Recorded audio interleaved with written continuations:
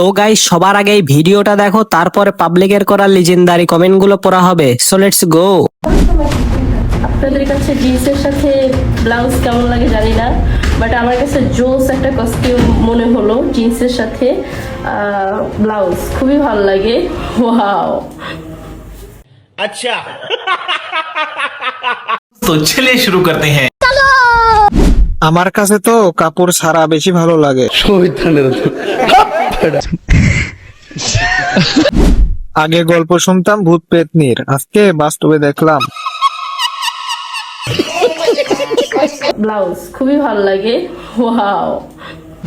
ডিম দুইটা অনেক ছোট দেখা যাচ্ছে। तू समझा?